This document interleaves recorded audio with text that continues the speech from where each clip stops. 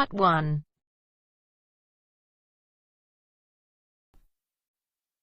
You will hear a telephone conversation between two people about a flat.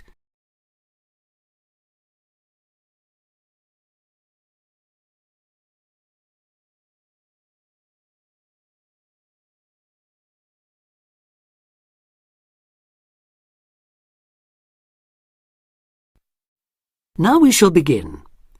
You should answer the questions as you listen because you will not hear the recording a second time. Listen carefully and answer questions 1 to 6. Hello, this is Simon Marshall. I spoke to you the other day about renting flat 3A. Oh, yes. Hello, Simon.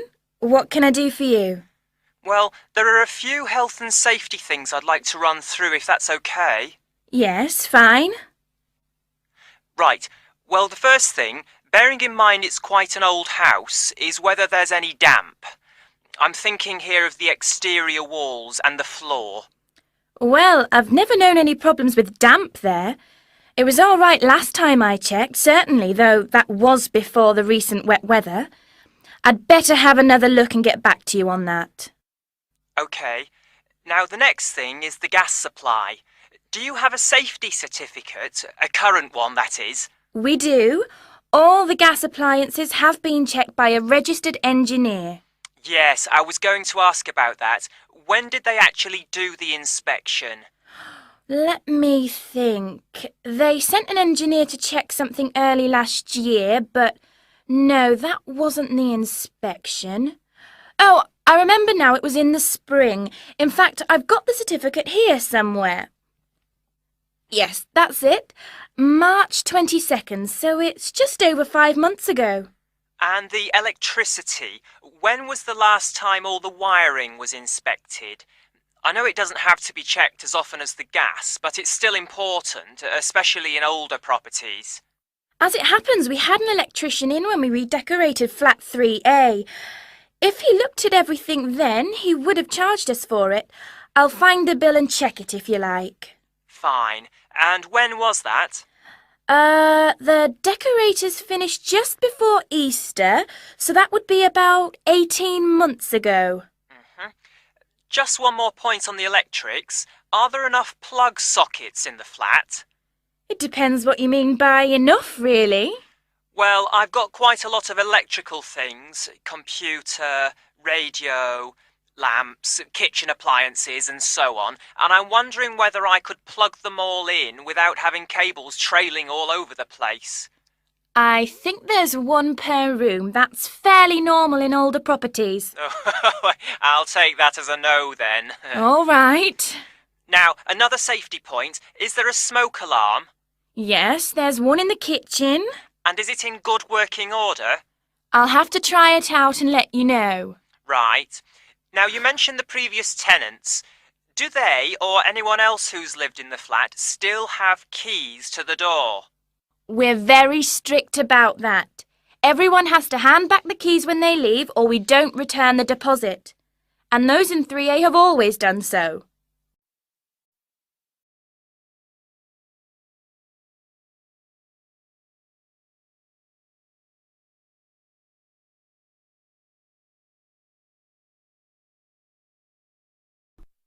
Now listen and answer questions 7 to 10. OK. Now, there are a few other practical details. Firstly, you mentioned a room where people can leave things, like suitcases and bags and things. Where exactly is that? Is it next to 3A, which I take it is on the 3rd floor? Well, the apartment's on the 3rd, yes, but the storeroom's a little way away, just past the 2nd door to the right. Under the stairs, in fact. But it's on the same floor, isn't it? Yes, it is. Fine. Now, another thing I wanted to check is that there's hot water in the apartment. Oh, yes. It runs off the central heating. That was installed back in the 70s, I think, so there's a permanent supply. But is it really hot? Not just warm or lukewarm? I suppose it depends what you mean by hot. But it's at a constant 60 degrees. Oh, that sounds fine. Yes, it used to be set at 55, but last year the tenants asked us to increase it, so we did. Oh, I'm glad about that. OK, now can you tell me a bit about the yard and the garden? How big are they? Well, the yard at the side of the house is about 20 square metres. Oh, so there's room for my motorbike then? Actually, it's only a 50cc moped, but I like to keep it off the road at night. Yes, there's more than enough space there, even with all the wheelie bins. And the garden? That's much bigger, about 150 square metres. Who looks after it, by the way? Old Mr. Collins. He's almost 90, but he's out there every day. And the last point, the TV. What size screen is it? It's 70 centimetres wide, I think. No, sorry, that was the old one. This one's 80. You can get 90-odd channels on it, so I'm told. Really? So there's a satellite dish on the roof, is there? No, it's cable TV here. It doesn't cost much between everyone, though.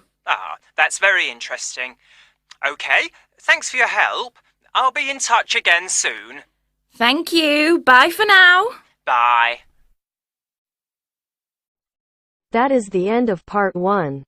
You now have half a minute to check your answers.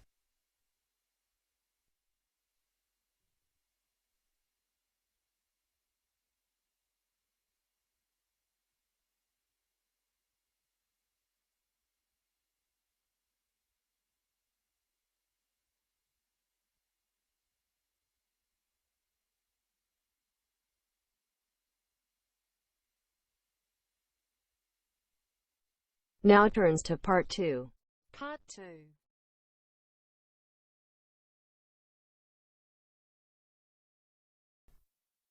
You will hear a talk about young people living on their own. Listen carefully and answer questions 11 to 12. Loneliness is something we all suffer from in varying degrees, but young people living on their own can be particularly vulnerable. Many who leave the family home find they are less confident and have more difficulty in finding their feet than they expected. Often, going to work or study in another town or city will be the first time they have lived away from home.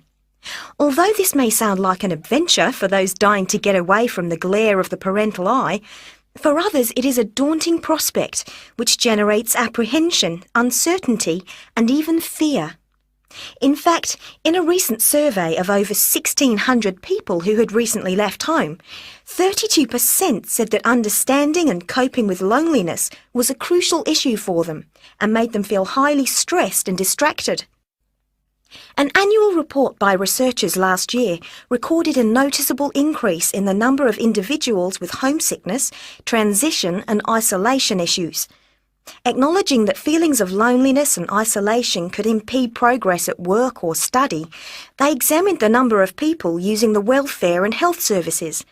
They found that young people in particular were prone to difficulties. Last year, 61% of all people using counselling services were aged under 30, and of this group, 57% were men.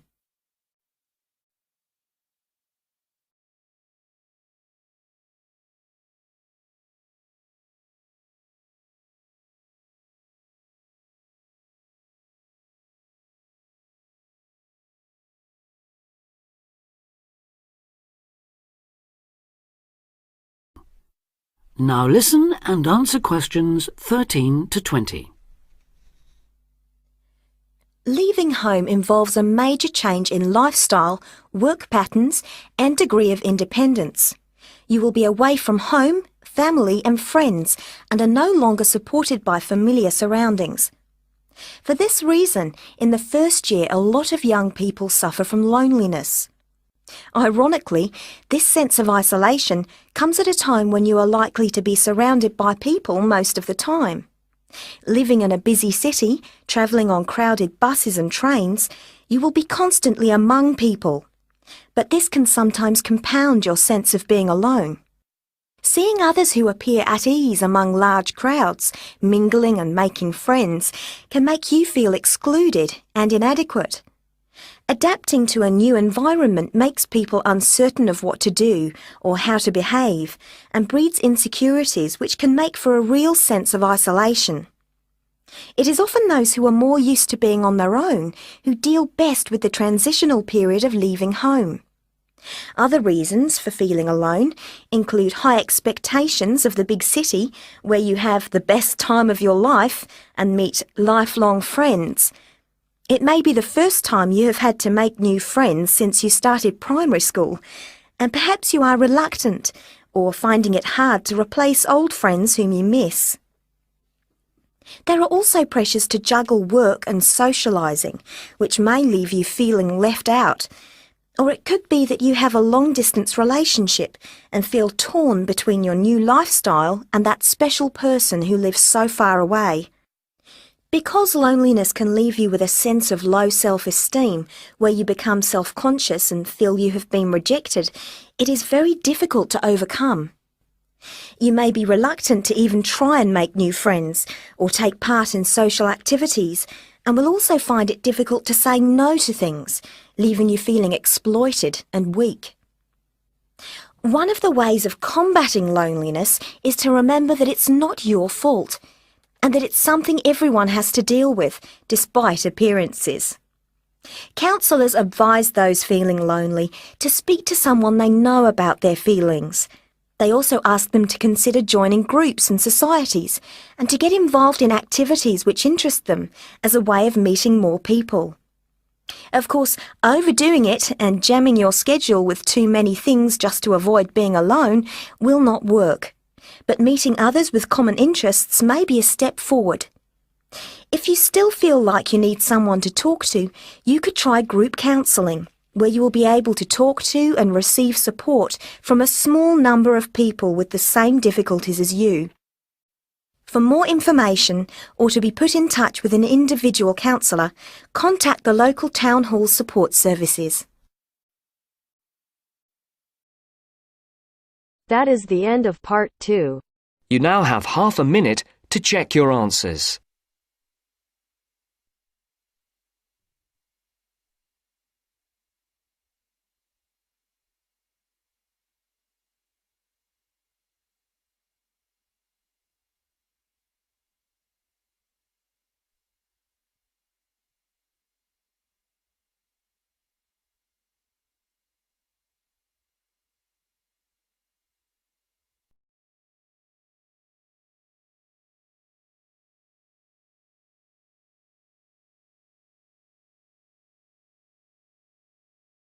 Now turns to part 3. Part 3. You will hear somebody talking to a group of students about a university language centre. Listen carefully and answer questions 21 to 24. Hi, I'm Katie Shaw and I work at the University Language Centre.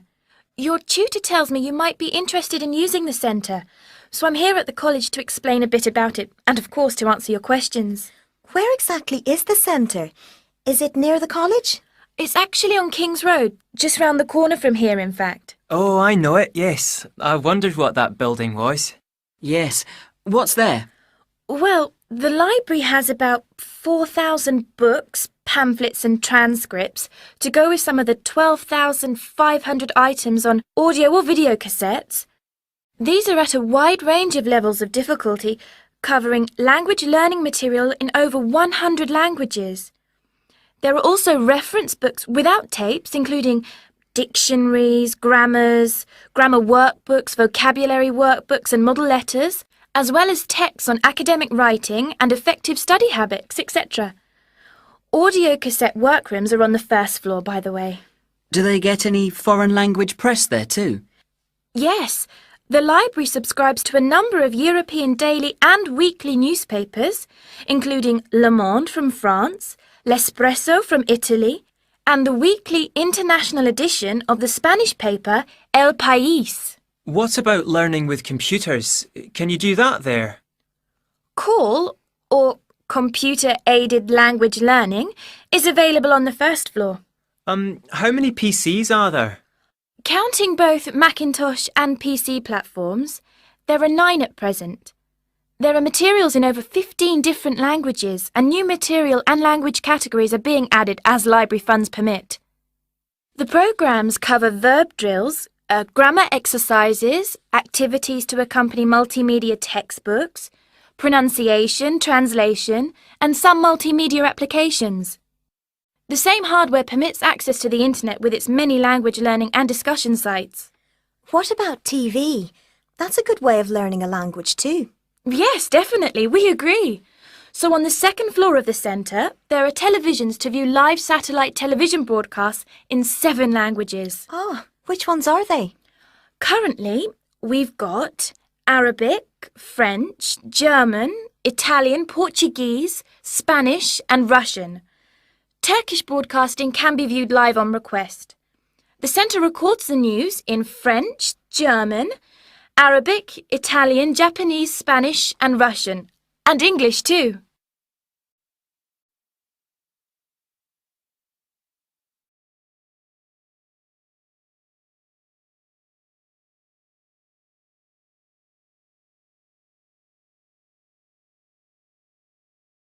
Now listen and answer questions 25 to 30.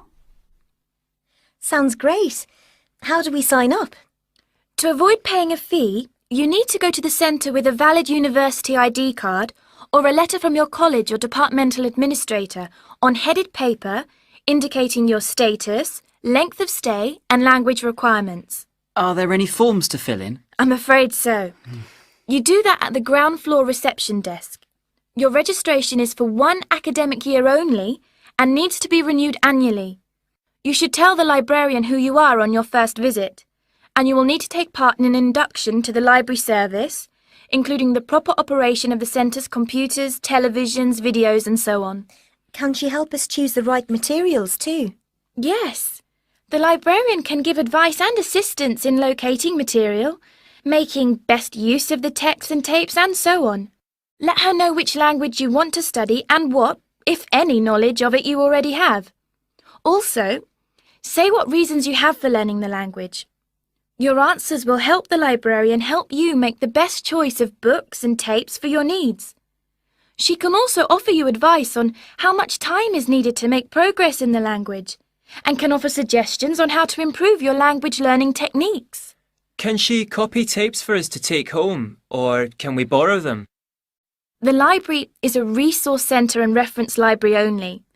You can do as much self-study listening and reading work there as you want, but it's not possible to take home materials, that's to say, books or cassettes. And copyright law doesn't permit the library or its staff to make copies of cassettes for use by students outside the centre. All material must be used on the premises, I'm afraid. This ensures the materials are always available for students working on their own and not out on loan for long periods, which could harm users' progress.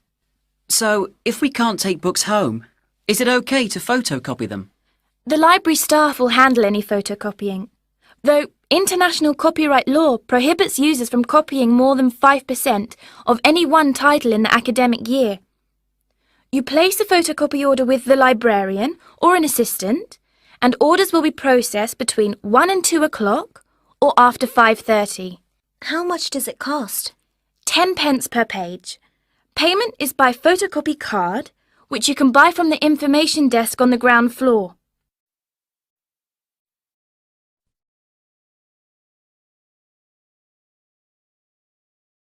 That is the end of part 3.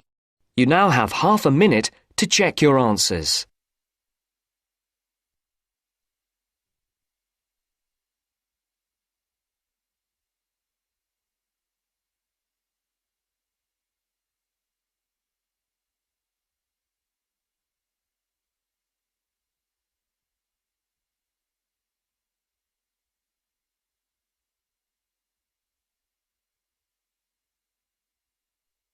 Now turns to part 4. Part 4. You will hear part of a talk about the design of the zip fastener. Listen carefully and answer questions 31 to 34. I think you all have a copy of the printed notes and diagram. But I should point out before we go any further that there are a few mistakes in those notes, so please correct any you notice as we go along. Right. As you can see, we are going to be looking at the zip, or zipper as it's known in the US, which is where it had its origins in 1851. In fact, it was initially given the rather less catchy name of the automatic continuous clothing closure by the person that invented it, Elias Howe, who also designed the first sewing machine. It wasn't until 1893, though, that someone actually tried to market the zip, when Whitcomb Judson, another American inventor, took what he called the clasp locker to the World's Fair held that year in the U.S. His hook-and-eye system was a commercial disaster, and it was another 15 years before the buying public began to take an interest. This time, a more reliable model with facing sets of teeth named the hookless fastener, designed by a Swedish engineer called Gideon Sundback. Attached to clothing, purses, and other items, it sold quite well. Gradually, this new alternative to buttons caught on, as people realized the advantages of a fastener that only needed one hand to operate, that children could use, that left no visible gaps, and so on. The British firm Kinnock began producing and selling the ready fastener in large numbers in 1919, and a few years later the zipper, designed and given its modern American name by B.F. Goodrich, made Mr. Goodrich extremely rich indeed.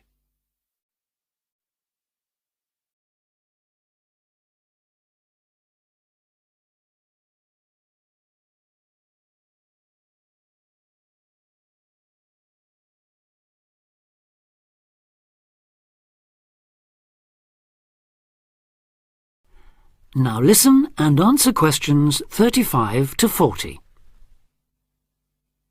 If its use in trousers was a major factor in establishing the zip as a fashion icon, despite its occasional tendency to trap parts of the wearer's anatomy, another major breakthrough came with the separable zip, the kind that opens at both ends. This type, still widely used in a range of items, from jackets to tents, is shown in the diagram. Let's look first at the right-hand side of the illustration, at the material attached to the item of clothing, the bag, or whatever. This is the tape, which is usually made of fairly tough fabric. At the end of that, there's what is known as the heat seal patch, the cotton and nylon laminated material used to reinforce the tape. Now, alongside the heat seal patch is a small piece of metal, used only on a separating zip, whose function is to enable the two halves of the zip to join.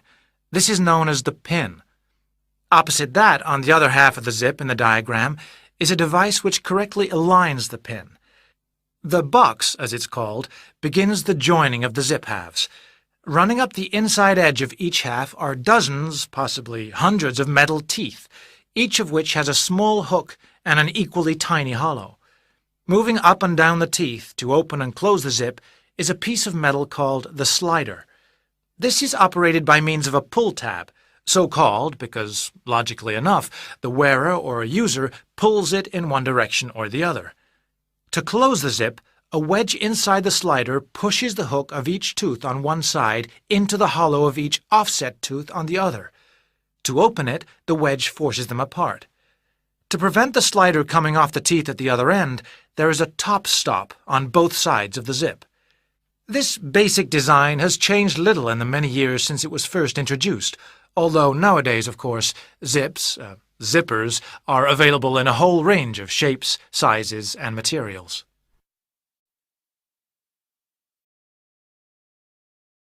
That is the end of part 4. You now have half a minute to check your answers.